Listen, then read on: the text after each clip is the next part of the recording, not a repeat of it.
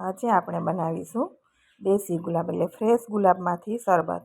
તો જે ઘરે નાના છોડ ઠાકોરજીને હોય એ જ ગુલાબનું આપણે ઘરે શરબત બનાવીને તૈયાર કરીશું અને એકદમ સરસ એવું બજાર જેવું જ બનશે અને કોઈ પણ ફૂડ કલર કે ખાંડનો ઉપયોગ કર્યા વગર.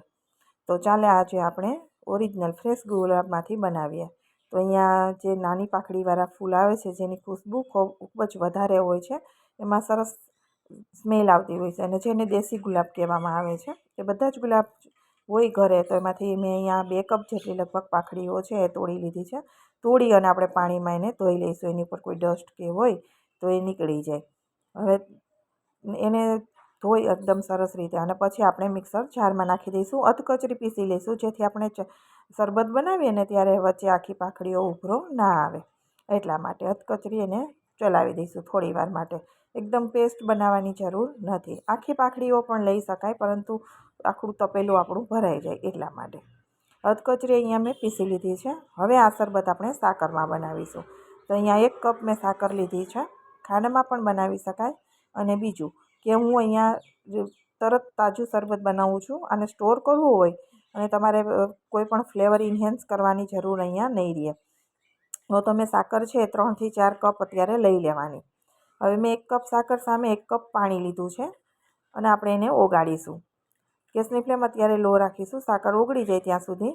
પછી આપણે ફ્લેમ વધારવાની છે. હવે તમારા ચાસણી આપણે જો સાચવવાની હોય અને ઝાઝી સાકર તમે લીધી હોય તો તમારે અહીંયા ફૂડ કલરનો પણ ઉપયોગ કરવો પડશે. ફ્લેવર માટે કોઈ વસ્તુ નાખવી નહીં પડે, કેમ કે ગુલાબમાં જેટલી સરસ સુગંધ આવે છે, દેશી ગુલાબની સુગંધ થોડી વધારે હોય છે અને એની સુગંધ જ એટલી સરસ હોય છે. પરંતુ ચાસણી તમારે ઝાઝી બનાવવી છે એટલે તમારે ફૂડ કલર નાખવો પડશે. મારે અહીંયા ચાસણી નથી બનાવવાની ઝાઝી. આ જે શરબત છે 2 વખત 3 વખત થાય એટલું જ બનાવવાનું છે. તો એટલું તો એ સિરપ તમારે મહિનો પડ્યું રહે તેને કંઈ વાંધો આવતો નથી. અને મેં કોઈ પણ ફૂડ કલરનો ઉપયોગ કર્યો નથી. હવે ચીપચીપી ચાસણી થાય ને એટલે આપણે લઈ લઈશું. ગેસની ફ્લેમ અત્યારે મેં મીડિયમ કરી દીધી છે અને સતત આપણે ચલાવતા રહીશું. તો તમે જુઓ ને તો તમને ગુલાબ દેખાશે કે બોઇલ થઈ ગયા હોય એ રીતે, અને કલર છોડી દીધો છે. તો એની મેળે જ એનો જે કલર આવે એ જ કલરમાં આપણે શરબત બનાવીશું. તમારે અહીંયા સ્ટોર કરવું છે અને જાજુ બનાવવું છે તો ખાંડ કે સાકરનું પ્રમાણે વધારે લેવાનું અને થોડો પિંક ફૂડ કલર અમારે નાખવાનો, એટલે બજાર જેવી ચાસણી આવી જાય. અને અહીંયા મેં ચાસણી મારે લેવાની નથી, કેમ કે સાકર એકદમ ઓછી છે અને પાંખડીઓ ઝાઝી છે. તો આ રીતે અત્યારે મેં ગેસની ફ્લેમ વધારી અને ચીપચીપી થાય ત્યાં સુધી ગેસ ઉપર એને ચલાવતા રહીશું. જો ઘરે ગુલાબ હોય તો તમે આ રીતે ઘરે જ્યારે તમારે બનાવવાનું હોય તો 1 બોટલ ભરી અને મૂકી દો, 10-15 દિવસ સુધી તમારે ચાલે. પરંતુ તમારે લાંબો સમય કરવું હોય તો ચાસણી એક તારી લઈ લેવાની, એટલે વધારે ચાલે. પરંતુ આ રીતે તમારે લેવું હોય તો ફ્રીજમાં ભરી અને અઠવાડિયું 15 દિવસ બોટલ રાખી દેવાની તો ચાલે. આમાંથી મારે જે સિરપ નીકળશે એથી 2 થી 3 વખત બને એટલું થશે. હવે ચીપચીપી ચાસણી થઈ ગઈ એટલે મેં એને લઈ લીધું અને અહીંયા જારી રાખી દીધી છે. એની અંદર આપણે દબાવી અને બધો રસ કાઢી લઈશું. હવે તમે જોશો ને તો બજારનું સિરપ આપણે લઈએ છીએ રોજનું એકદમ પિંક હોય છે, પરંતુ ઘરે ઓરિજિનલ ગુલાબમાંથી કાઢેલો કલર તમે જોઈ શકો છો. પિંક તો છે પરંતુ એનો કલર થોડોક અલગ લાગશે તમને, જે આપણે રેગ્યુલર બજારનું હોય ને એના કરતાં. એટલે તમારે ફૂડ કલર આમાં પિંક કલરનો વાપરવો પડશે. આ દેખાશે પિંક જ, આગળ આપણે શરબત દૂધમાં નાખીને બનાવશું એટલે એનો કલર પિંક લાગશે, પરંતુ અત્યારે જે બજારની ચાસણી હોય ને એના કરતાં તમને અલગ લાગશે. આ ઓરિજિનલ સિરપ છે, આમાં આપણે કોઈ ફૂડ કલરનો ઉપયોગ કરેલો નથી. તમે જોઈ શકો છો આ નેચરલ કલર છે. હવે આમાંથી જે તમારે શરબત બનાવવું હોય એટલો ઉપયોગ કરવાનો, બાકીની બોટલ ભરી અને ફ્રીજમાં રાખી દેવાની. તો એને ઠંડુ થવા દઈશું. ઠંડુ થયા પછી આપણે શરબતમાં ઉપયોગ કરીશું, ત્યાં સુધી આપણે એનો ઉપયોગ નહીં કરીએ. હવે મારે 4 થી 5 ગ્લાસ જેટલું શરબત બનાવવાનું છે, તો એ પ્રમાણે અહીંયા દૂધ નાખી દઈશું. તો મોટા 2 ગ્લાસ જેટલું મેં અહીંયા દૂધ તપેલામાં નાખી દીધું છે. સાથે આપણે ચમચો ભરી અને સિરપ નાખી દઈશું. સરસ રીતે એકદમ મસ્ત રીતે મિક્સ કરી દેવાનું છે. સરસ દૂધમાં મિક્સ થઈ જશે ને એટલે દૂધનો કલર આછો પિંક તમને જણાશે આ રીતે.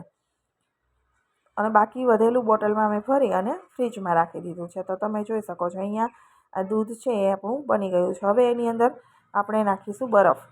એકદમ સરસ ઠંડુ લાગે આપણું કોલ્ડ ડ્રિંક્સ, એટલા માટે બરફ નાખીશું. અને મેં તકમરિયા પલાળીને રાખી દીધા છે. બજારમાં ચિયા સીડ અને સબ્ઝા સીડ્સ 2 પ્રકારના મળતા હોય છે. સબ્ઝા સીડ્સ એટલે આપણે તુલસીના બીજ જે આપણને અહીંયા હોય છે એ છે, અને મારી પાસે આ ચિયા સીડ છે. તો કોઈ પણ તકમરિયાની જેમ જ ફૂલી જાય છે, તો એ નાખી દેવાના. સાથે અહીંયા જેલી છે મારી પાસે, તો હું જેલીનો પણ ઉપયોગ શરબતમાં કરું છું, જેથી લુકવાઇઝ પણ સરસ લાગે અને બધાને પીવામાં પણ મજા આવે. એટલે મેં અહીંયા જેલી નાખી છે. તમારી પાસે હોય તો નાખવાની, નહીંતર સ્કીપ કરી દેવાની. તો એકદમ સરસ આપણું દૂધ ગુલાબનું શરબત બનીને અત્યારે તૈયાર થઈ ગયું છે. અને જો ઘરે ગુલાબ હોય તો ખૂબ જ સસ્તામાં આ બનીને તૈયાર થાય છે. તો ઘરે જ બનાવવું, કોઈ બજારની ચાસણી લેવાની જરૂર નહીં. સાકર આપણા પેટને ઠંડક આપે, પ્લસ તકમરિયા પણ આપણા શરીરને ઠંડક આપે છે. તો તમે આ રીતે શરબત ઘરે બનાવી અને એન્જોય કરી શકો છો. અને જો તમારે લાંબો સમય રાખવો હોય તો મેં કહ્યું એ પ્રમાણે સાકર વધારે લેવાની અને ફૂડ કલરનો ઉપયોગ કરવાનો. ફ્લેવર માટે કોઈ તમારે એસેન્સ નાખવાની જરૂર રહેશે નહીં. તો અહીંયા મેં સર્વ કરી દીધું છે પાંખડીઓથી, અને થોડુંક મારી પાસે પાન હતા તો એનાથી ગાર્નિશિંગ પણ કરી દીધું છે. તમે જેલી પણ જોઈ શકો છો, ખૂબ જ સરસ છે અને બાળકોને પણ મજા આવે છે પીવાની. તમને મારા રિયલ ગુલાબના શરબતની રેસીપી કેવી લાગી એ કોમેન્ટ બોક્સમાં જણાવજો. રેસીપી પસંદ આવે તો મારી ચેનલને સબસ્ક્રાઈબ જરૂરથી કરજો અને વધુમાં વધુ લોકો સાથે શેર કરજો. કે જો ઘરે ગુલાબ હોય, ઠાકોરજીને તમે ચડાવતા હોય, તો ઓરિજિનલ ગુલાબ તમે ભેગા કરી અને આ રીતે સરસ મજાનું શરબત ઘરે બનાવીને તૈયાર કરી શકાય છે. અને ફ્લેવર ઓરિજિનલ ગુલાબની ખૂબ સરસ આવે છે. વધારેની એસેન્સ નાખવાની જરૂર પણ રહેતી નથી. તો તૈયાર થઈ ગયું છે આપણું ખૂબ જ સરસ એવું દૂધનું શરબત. ફરી મળીશું નવા વિડીયો સાથે.